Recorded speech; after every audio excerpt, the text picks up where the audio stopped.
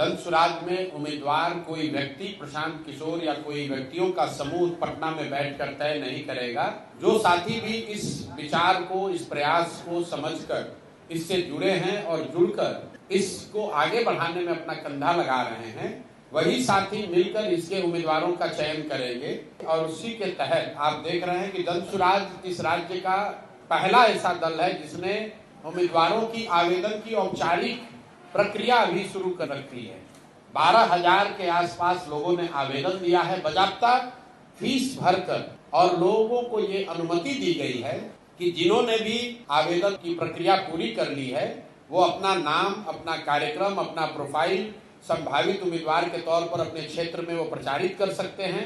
और अब जन सुराज की जो केंद्रीय चुनाव समिति है उस व्यवस्था के तहत अगले 4-5 महीनों में उन सभी साथियों का जो अपने आप को संभावित उम्मीदवार बता रहे हैं या जिन्होंने आवेदन दिया है उनका मूल्यांकन होगा। और जन सुराज से जुड़े हुए लोग, पदाधिकारी, साथीगण, इसके संस्थापक सदस्य, सब लोग मिलकर जिसके नाम पर मुहर लगाएंगे वही जन सुराज का उम्मीदवार होगा। उसमें कोई धन बल का प्रयोग नहीं, कोई अंडर द टेबल डीलिंग नहीं। जन सुराज में कोई आपको नहीं कह सकता है कि हमने पैसे के आधार पर टिकट ले गया या पैरवी से टिकट ले गया। जहां तक रह गई बात की दूसरे दल से आने वाले लोगों की, तो भाई जब बिहार में दूसरा कोई विकल्प ही नहीं था तो वोटर के तौर पर भी आप किसी न किसी को वोट देते थे। बहुत सारे अच्छे लोग जो राजनीति करना चाहते हैं वो बेहतर विकल्प के अभाव में किसी दल के साथ थे।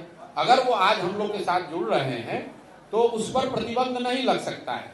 और इस पर व्यापक चर्चा हुई है जन सुराज में 2 बरस कि क्या हम लोग को प्रतिबंध लगा देना चाहिए कि दूसरे दल से आए हुए लोग इसमें चुनाव नहीं लड़ सकते हैं। और सामूहिक निर्णय यह है कि नहीं, प्रतिबंध नहीं लग सकता है, क्योंकि बहुत सारे अच्छे लोग दूसरे दलों में हैं जो कि आकर जन सुराज के प्लेटफॉर्म को मजबूत कर सकते हैं।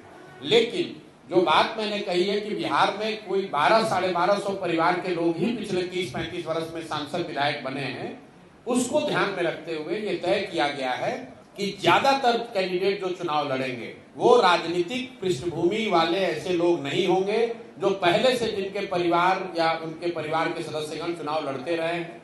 कुछ अपवाद जरूर हो सकता है, लेकिन 2/3 से ज्यादा लोग जन सुराज में वही चुनाव लड़ेंगे जो शायद जीवन में पहली बार चुनाव लड़ रहे होंगे। और ज्यादातर लोग ऐसे होंगे जिन्होंने कि शायद राजनीति ही अपनी पहली बार जीवन में शुरू की है। तो बहुत बड़ी संख्या में मोटे तौर पर नए राजनीतिक चेहरे आपको जन सुराज के टिकट पर चुनाव लड़ते हुए दिखेंगे।